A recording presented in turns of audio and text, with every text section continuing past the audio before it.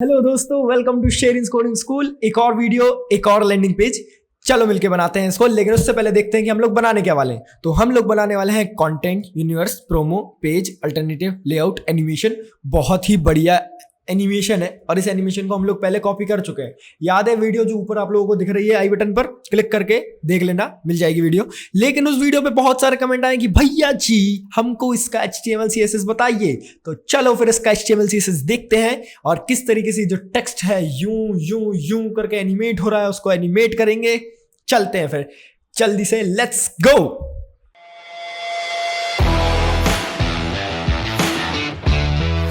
यहां पर मैंने अपनी स्क्रीन के ऊपर साइड में इसको खोल लिया है और हम लोगों ने यहां पर अपना कोड जिसमें हमने बॉयलरप्लेट लिखी हुई है और थीम कर दी है ब्लैक। क्यों? क्योंकि भाई साहब लोगों के कमेंट्स आते हैं कि भैया डार्क थीम पर कोड करो, तो लो करेंगे अब डार्क थीम पर कोड। बॉडी के अंदर आ गए हम लोग और CSS भी बता देता हूं पहले। CSS की बॉयलरप्लेट है। अगर CSS और HTML की बॉयलरप्लेट में डाउट होता हो ना तो कमेंट करना, हम लोग ये भी समझेंगे। मतलब एक शॉर्ट वीडियो बना दूंगा मैं आप लोगों के लिए जिसमें अपने को सब कुछ समझ में आ जाए कि बॉयलरप्लेट में क्या क्या चीजें हैं। चल दो फिर। तो यहाँ पर मैं बॉडी में हूँ और ध्यान रखना हमेशा की तरह हम लोग यहाँ पर कोई भी फ्रेम नहीं बनाने वाले हैं। फ्रेम मतलब क्या? मतलब ये वाला पार्ट जो है मेरी वेबसाइट का मेन पार्ट है और इसके अंदर जो बाकी के पार्ट है वो। चलो तो कैसे बनेगा ये सब कुछ देखते हैं। चलो तो यहाँ पर है मेरा HTML और पता है जैसे कि अपन को बॉडी के अंदर कोड लिखते हैं। तो बॉडी के अंदर मैं जाऊंगा #main। मेन क्या है? मेन है मेरा रैपर डिव जो सारी चीजों को रैप करके रखेगा, है ना। पिछली वीडियो देखी होगी तो आधी से ज्यादा चीजें वैसे ही समझ जाओगे तुम लोग। मेन डिव है और मेन डिव के बाद भैया जी सबसे मेन काम पहले कर ले क्या? हाँ ठीक है, ताकि भाई आपका टाइम बच जाए और वीडियो बीच में छोड़ के चले जाओ आप, कोई बात नहीं। लेकिन पहले अपन करेंगे मेन पार्ट। ये वाला पार्ट जो लगातार चल रहा है, ये वाला पार्ट जो लगातार चल रहा है और ये वाली इमेज कैसे लगेगी देखते हैं चल के। चलो तो मैं जाता हूँ अपने मेन के अंदर। ज़्यादातर टाइम ना अपन लोग पोजीशन एब्सोल्यूट का यूज़ करेंगे क्योंकि वो सबसे ज़्यादा ईजी होता है और वो ज़्यादातर लोगों को आता है। तो चलो फिर करते हैं। पहले तो मैं लिख देता हूँ अपना मेन की जो मेरी हाइट है और विड्थ है उसको मैं कम ज़्यादा कर लेता हूँ। और अगर सच में सीखना चाहते हो, पूरी वीडियो पे कंसिस्टेंट रहना चाहते हो ना, तो थोड़ी सी स्पीड बढ़ा लेना जिससे कि मैं जल्दी जल्दी कोड करूँ और दिखता जाए हमको। चलो हाइट विड्थ हमने बना ली है। बैकग्राउंड कलर कर देता हूँ मैं रेड। यहाँ पर चलते हैं और ओपन करते हैं इसको लाइव सर्वर के साथ। क्या हमारी आंखें चमकने वाली हैं? हाँ बिल्कुल, लाल हो गई है पूरी स्क्रीन। यहाँ पर हम लोग देखेंगे मेन के अंदर बाकी की चीज़ें लगाते हैं, लेकिन पहले इसका कलर हटा देते हैं और इसको दे देते हैं पोजीशन रिलेटिव। बढ़िया। यहां पर जाएंगे, मेन के अंदर है एक मेरी इमेज और इमेज का सोर्स। तो इमेज पहले ढूंढनी पड़ी unsplash.com पर। unsplash.com पर जल्दी से सर्च कर लो कोई भी अच्छी सी मॉडल। स्पेलिंग गलत है लेकिन कोई बात नहीं, रिजल्ट नहीं आएगा लेकिन कोई बात नहीं। चलो तो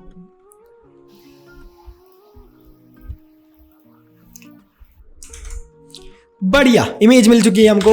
यहाँ पर जाके लगा देंगे इमेज को और जाकर यहाँ पर मैं कहूँगा अपने मेन को कि भाई साहब आपकी डिस्प्ले होनी चाहिए फ्लैक्स, आपका अलाइन आइटम्स होना चाहिए सेंटर और जस्टिफाई कंटेंट भी होना चाहिए सेंटर, ताकि इसके अंदर जितनी भी चीज़ें एक ही लाइन में आ जाएं। बढ़िया। चलो और अब मैं यहाँ लिखूँगा मेरी जो इमेज है। कहाँ है मेरी इमेज? मेरी इमेज है मेरे मेन के अंदर।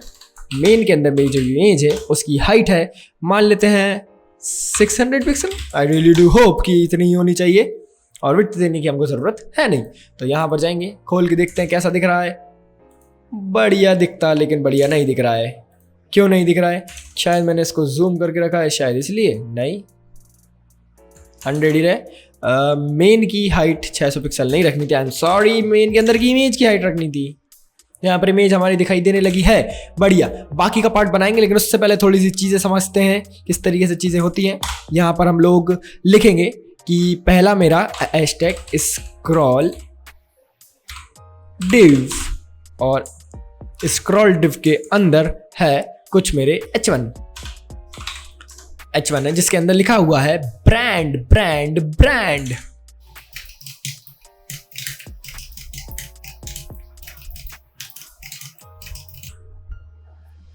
तो 4 बार यहाँ पर ब्रांड लिखा हुआ था, वो बहुत गंदी तरीके से दिखता है, लेकिन ऐसा ही कुछ बनाने वाले हैं हम लोग। कैसे बनेगा जल्दी से समझते हैं भाइयों। चलो मैं कहता हूँ कि मेन के अंदर की इमेज को तो ठीक है लगा दिया जैसे लगाना था, उसके बाद मैं लिखूंगा यहाँ पर मेन के अंदर नहीं, जो मेरा स्क्रॉल डिव है उसकी पोजीशन कर दो एब्सोल्यूट, टॉप से उसको करना 20% पर, उसकी विड्थ होनी चाहिए 100%, उसकी हाइट अभी के लिए दे दो क्योंकि हाइट तो हमें को बहुत जल्दी हटानी पड़ेगी। हाइट दे देते हैं अपन उसको, मान लेते हैं 100 पिक्सल, और वाइट स्पेस नो रैप, जिससे होगा ये कि उसके सारे चिल्ड्रन एक ही लाइन में रहेंगे। White space no wrap. Overflow अगर होता है एक्स एक्सिस पर तो उसको ऑटो रखना, और ओवरफ्लो वाई एक्सिस पे होता है तो उसको हिडन। ये बहुत ज़्यादा सिंपल प्रॉपर्टीज है, मैं समझा देता हूँ। ओवरफ्लो का मतलब क्या होता है? ओवरफ्लो का मतलब कोई भी एलिमेंट या फिर कोई भी चीज़ अपने पेरेंट के बाहर निकलती है उसका मतलब ओवरफ्लो होता है। जैसे याद करो तो मम्मी बोलते हैं कि जा बेटा टंकी ओवरफ्लो हो रही है, नल बंद कर दे। इसका मतलब क्या होता है? मतलब टंकी से पानी बाहर निकल रहा है। सेम चीज़ यहाँ पर है। मैं कहता हूँ अगर ओवरफ्लो एक्स डायरेक्शन में होता है तो उसको ऑटो करना, ओवरफ्लो अगर वाई डायरेक्शन में होता है तो उसको हिडन रखना, यानी कि ऊपर नीचे से कोई चीज़ बाहर नहीं जानी चाहिए। अगर एक्स एक्सिस पर, एक्सिस कितनी होती है? एक्स वाई, दो एक्सिस होती है। एक्स एक्सिस पर कोई भी चीज़ अगर बाहर निकल रही है तो उसको जाने दो, खुली छूट दे दी मैंने। और मैंने कहा वाई एक्सिस पे कोई भी चीज़ बाहर निकल रही है तो नहीं, हिडन, यानी कि छुप जाओ, चुपचाप घर में बैठो, बाहर नहीं निकलना कुछ भी, ठीक है। यहाँ पर मैंने कहा हाइट, यहाँ पर मैंने कहा वेट। और वाइट स्पेस नो रैप से होता क्या है ना, वाइट स्पेस नो रैप से उसके सारे चिल्ड्रन एक ही लाइन में आते हैं। लेकिन भैया जी यहाँ पर एक ही लाइन में तो नहीं आए हैं, तो क्यों नहीं आए हैं समझते हैं। मैंने यहाँ पर ऐसे करके लिखा और मैं कहता हूँ इसके अंदर का H1, इसके अंदर के H1 को जाके मैं कहूँगा display inline block. Display inline block देने से ये लोग ब्लॉक के फॉर्म में आ चुके हैं, बढ़िया भैया जी। और अब ये एक ही लाइन में आएंगे। फॉन्ट का साइज जो है मैं कर देता हूं, कितना करना चाहिए? 100 pixel. Will it look good? Will it look good? Will it look good? ठीक है, 100 पिक्सल बहुत कम है, बहुत कम। 190 पिक्सल करो, स्क्रॉल तो हो कम से कम। और इसकी हाइट हटा दोगे ना तो काम अपना ज़्यादा बेटर होगा। हो गया ना। अब फॉन्ट फैमिली इसको दे रहा हूँ मैं मॉन्यूमेंट। एक फॉन्ट है, इंटरनेट पे इजीली मिल जाएगा, डाउनलोड कर सकते हो आप। बढ़िया। चलो ब्रांड कैसा लिखा हुआ है एक बार फिर से देख लें क्या? कैपिटल में लिखा हुआ है और इतना बड़ा भी नहीं है, तो उसको थोड़ा सा छोटा कर देते हैं। 160 pixel. I really do hope कि सही रहेगा। ठीक ही है। 150 पिक्सल। फॉन्ट फैमिली कर दी है अपन ने। अब करना है मुझे टेक्स्ट ट्रांसफॉर्म अपर केस में, तो ये अपर केस यानी कि कैपिटल लेटर्स में आ जाएंगे। और उसके बाद मुझे कहना है मेरे स्क्रॉल डिव पर कोई भी अगर मेरे स्क्रॉल डिव पर स्क्रॉल बार लग रहा है, वेब किट स्क्रॉल बार को मैं सिलेक्ट करूंगा और इसके अंदर जाके मैं कह दूंगा डिस्प्ले एनोनी नन। इससे होगा क्या? इससे इसका ये जो स्क्रॉल बार है वो हट चुका है, लेकिन क्या ये स्क्रॉल हो रहा है? ये स्क्रॉल हो रहा है एक्चुअली, लेकिन मैं कर नहीं सकता क्योंकि मैं सिस्टम में बैठा हूँ और मेरे पास कुछ स्क्रॉल करने के लिए है नहीं, इसलिए मैं बहुत ही ज़्यादा असमर्थ हूँ इसको स्क्रॉल करने में। लेकिन क्या करना चाहिए हमको यहाँ पे देनी चाहिए कुछ मार्जिन दे रहा हूँ मैं इसको, मान लेते हैं 30 पिक्सल्स की। लेकिन मार्जिन मुझे कहाँ से देनी, तो मुझे वो भी बताना पड़ेगा। तो मैं मार्जिन दे रहा हूँ इसको RIGST राइट से, थोड़ा दूर हो जाएगा। मुझे इसको देना चाहिए एक चीज़, इसका नाम है लेटर स्पेसिंग। लेटर स्पेसिंग कितनी देनी चाहिए? 4 पिक्सल। थोड़ा सा वर्ड्स दूर हो। और फॉन्ट का size 140। Will look good? Yes it is. ठीक है, अब काइंड ऑफ ठीक सा लग रहा है। अब मुझे जो करना है वो ये है कि इसको स्क्रॉल करवाना है, तो वो तो मैं करवाऊंगा, लेकिन इसके जैसे 2 चीज़ें और बनानी है तो वो भी बना ही लेते हैं ना। स्क्रॉल डिव कॉपी कर लो, नीचे करो पेस्ट, एक और बार कर दो पेस्ट, इसको सीधा कर लो। Scroll div 2, scroll div 3। ठीक है, इतना कर लोगे ना प्लीज़, इतना कर लेना प्लीज़। स्क्रॉल डिव और स्क्रॉल डिव के नीचे वाली सारी चीज़ों को कर लो कॉपी और नीचे जाके कर लो पेस्ट, और शायद एक और बार कर लो पेस्ट, क्योंकि हमने 3 एलिमेंट्स बनाए हैं। और सबसे पहला मेरा स्क्रॉल डिव खो गया मैं इसमें भाई। मेन के अंदर स्क्रॉल डिव, ये इसके अंदर पोजीशंस प्रॉपर्टीज चली गई। Second number scroll div number 2 top से कहाँ पर जाएगा? तो टॉप से जाएगा ये 40% पर। और सारी चीज़ें सेम। तो यहाँ पर जाके हम देखेंगे तो scroll div number 2, scroll div number 3, scroll div number 3, scroll div number 3, scroll div number 2। Confuse तो नहीं हो रहे हो प्यारे भाइयों?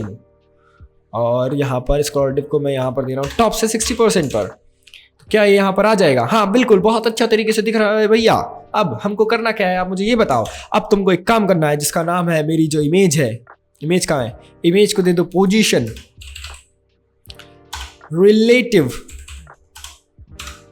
और पोजीशन रिलेटिव देने के बाद z इंडेक्स, यानी कि z एक्सिस पर मुझे वो चीज कहाँ दिख रही है, मैं कह रहा हूँ 999, यानी कि सबसे ऊपर। तो मुझे अपनी इमेज सबसे ऊपर दिखाई देने लगी है ऑब्वियसली, ठीक है। थोड़ी सी अपन इसकी हाइट विड्थ बढ़ा लेते हैं, मैं कर देता हूँ 650 पिक्सल हाइट, थोड़ा बढ़िया लग रही है मेरी इमेज।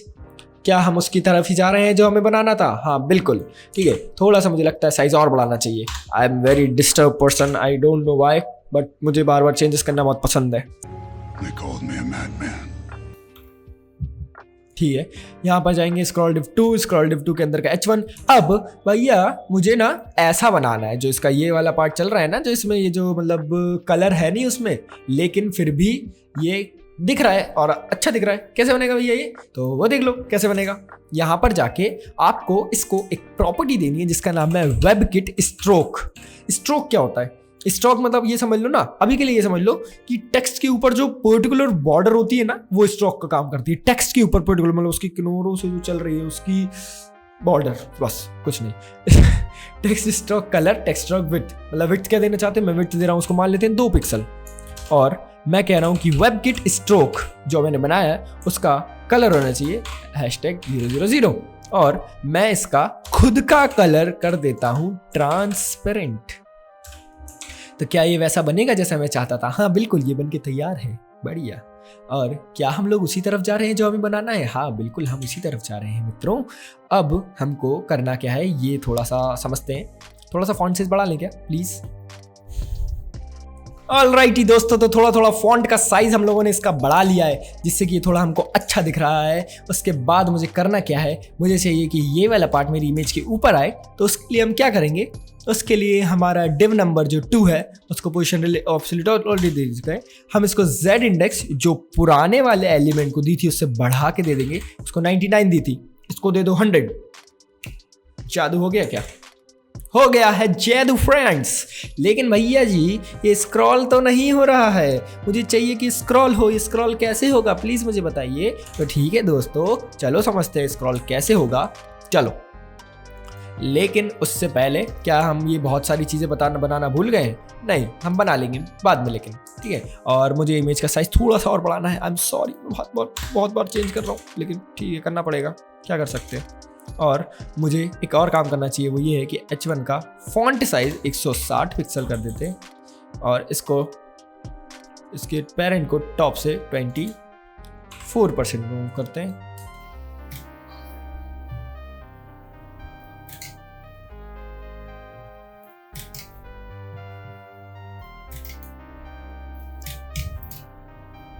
बढ़िया बढ़िया, जैसा हम चाहते थे वैसा आ चुका है। अब इस पे हम लगाएंगे एनिमेशन, लेकिन उससे पहले हमको ये एक टेक्स्ट और लिखना है जिससे कि ये थोड़ा सा ज़्यादा प्यारा सा लगेगा। तो ये टेक्स्ट लिख लेते हैं, we are content creation team and we are going to make some cool stuff for your brand.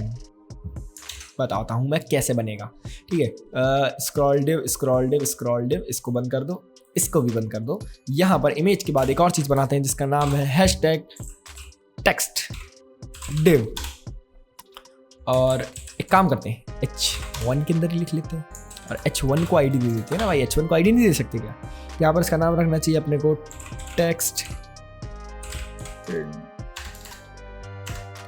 #Text, बस खत्म। और इसके अंदर मुझे क्या लिखना है, इसके अंदर लिखना है वी, बड़ा छोटा बाद में कर लूँगा, वी आर कंटेंट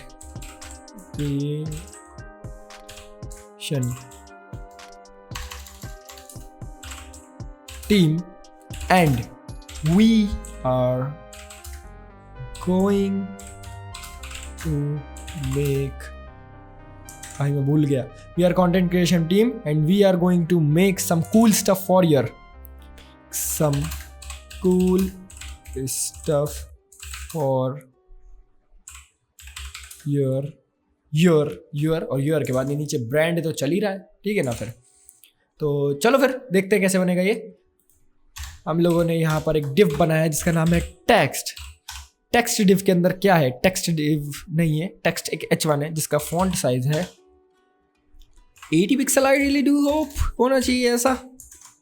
देखते हैं कैसा दिख रहा है। बहुत ही ज़्यादा गंदा ऑब्वियसली, जैसा दिखना चाहिए था। पोजीशन मैंने इसको क्यों नहीं दी रिलेटिव। फॉन्ट फैमिली मुझे देनी चाहिए थी इसको मॉन्यूमेंट, और फॉन्ट साइज मुझे कम करके करना चाहिए इसका 60 पिक्सल था। देखते हैं कैसा दिख रहा है। अच्छा दिख रहा है। और पोजीशन रिलेटिव नहीं, पोजीशन एब्सोल्यूट, अब ज़्यादा बेटर दिखेगा। बढ़िया। अब इसको दे दो कुछ विड्थ। विड्थ मुझे देनी चाहिए इसको, कितनी देनी चाहिए विड्थ देनी चाहिए मुझे इसको शायद से 60%। सॉरी भाई, बोलने दो इसको पहले। विड्थ 60% और बीजी कलर देखे क्या, रेड देखे कैसा दिख रहा है, देख लेते हैं पहले। ऐसा कुछ दिखाई दे रहा है। सबसे पहले दो इसको Z इंडेक्स। नो बहुत ऊपर आ जाएगा, सबसे ऊपर आ जाएगा। आ गया। इसको प्रॉपर्टी दो जिसका नाम है text align.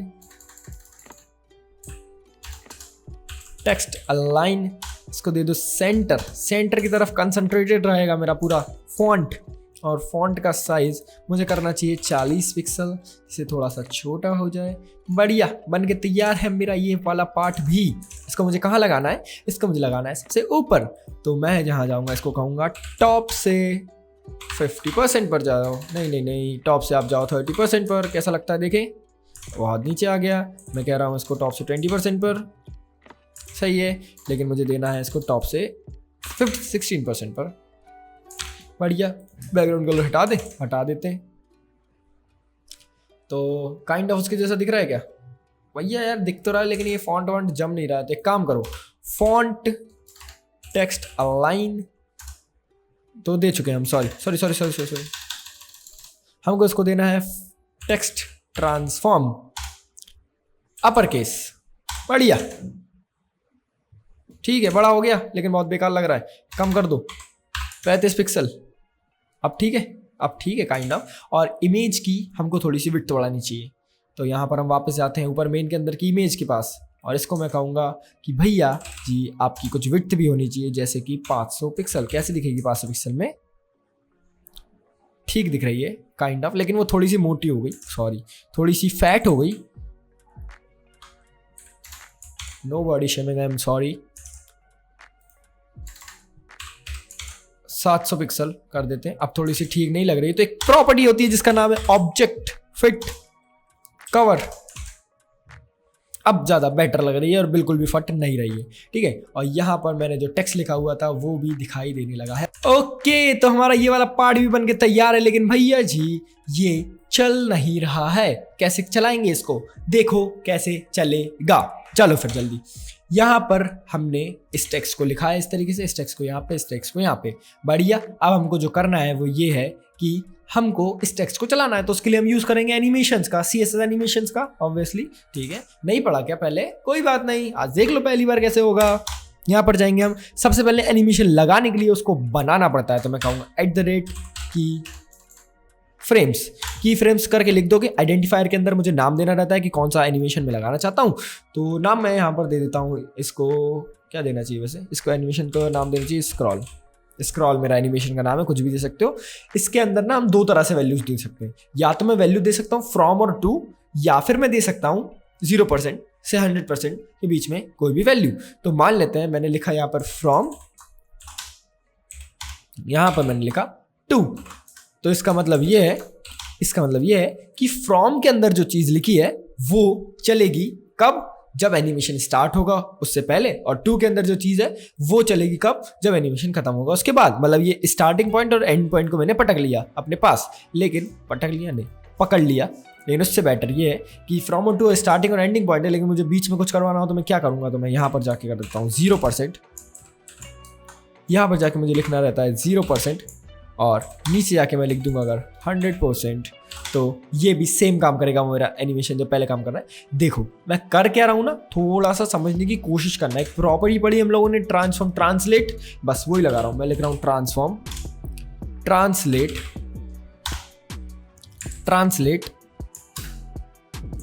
X, transform translate x 0। Simple, इतना तो आपको समझ में आता है कि मतलब ये अभी अपनी ओरिजिनल पोजीशन पर है। फिर मैं यहां पर जाता हूं और मैं लिखता हूं ट्रांसफॉर्म ट्रांसलेट एक्स -100%। इससे क्या होगा भैया, इससे एलिमेंट अपनी जितनी उसकी साइज है, उतना जितना साइज है उतना सरक जाएगा लेफ्ट हैंड साइड। बढ़िया, देखते हैं कैसे होगा ये। यहाँ पर जाएंगे हम लोग और इस एनिमेशन को मुझे लगाना है किस पर है, याद रखना H1 के ऊपर। तो H1 कहाँ है अपना, मान लेते हैं सबसे पहला वाला स्क्रॉल डिव के अंदर का H1, इसके अंदर मुझे लगाना है। एनिमेशन को लगाना है तो हमको लिखना रहता है एनिमेशन का नाम, ठीक है। और बहुत ही जल्दी आप लोगों के लिए मैं एक वीडियो सीरीज लाऊंगा जिसमें पूरा फोकस हम लोगों का CSS एनिमेशन पे होगा। तो don't be confused, just wait for us. भैया ये तो चला ही नहीं, इसलिए नहीं चला क्योंकि आपने सिर्फ एनिमेशन का नाम दिया है। एनिमेशन का ड्यूरेशन भी तो देना जरूरी है। तो ड्यूरेशन लिखोगे, और ड्यूरेशन कितना देना चाहिए, मुझे देना चाहिए इसको ड्यूरेशन मान लेते हैं 1 सेकंड। तो 1 सेकंड में यहाँ से यहाँ चला जाएगा क्या, ये तो चला ही नहीं, चल गया है।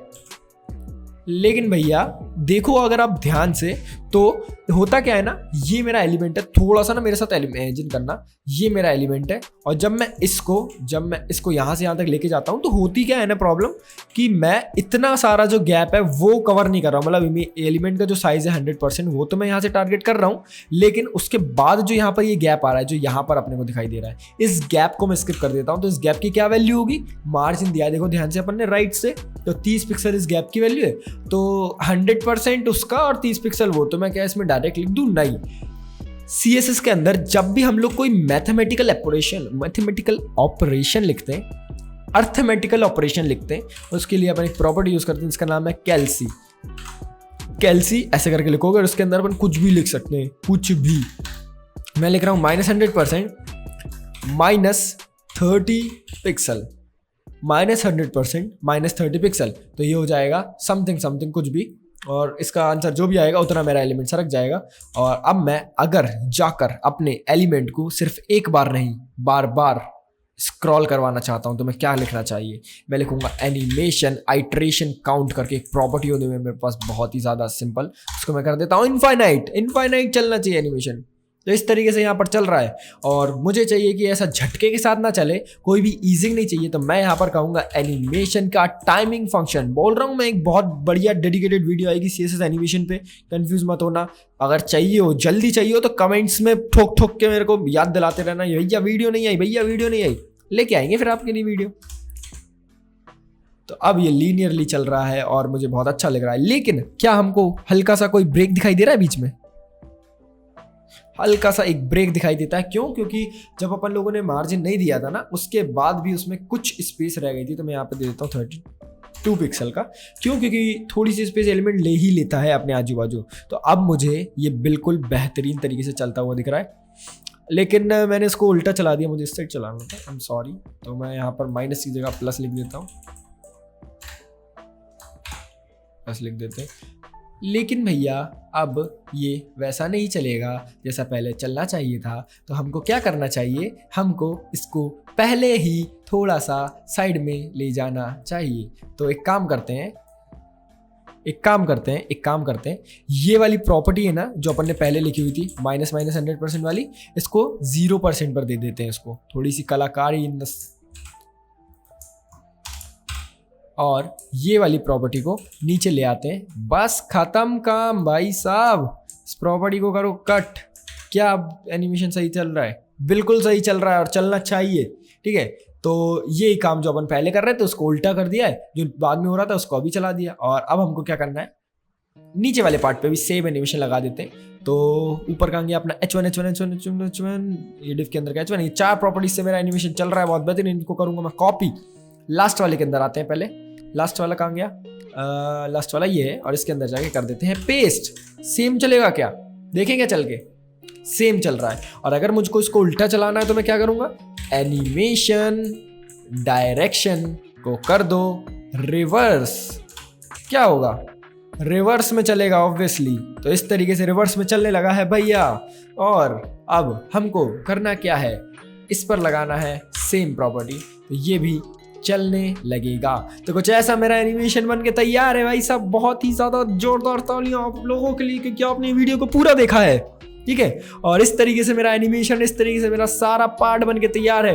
बाकी रही बात छोटी छोटी चीज़ों की, तो मुझे लगता है कि अपन लोग बना लेंगे। मैं चाहता हूँ वीडियो ज़्यादा लंबी ना बने। बहुत ही बढ़िया इफेक्ट मेरा यहाँ पर बन के तैयार है, ट्राई करना प्लीज़। और मिलते हैं आपसे नेक्स्ट वीडियो में। अच्छी लगी हो तो ज़रूर प्रैक्टिस करना। नेक्स्ट वीडियो में मिलेंगे। क्या चाहिए नेक्स्ट वीडियो में कमेंट करके बताओ। वीडियो बनाने बैठे हैं हम लोग आपके लिए।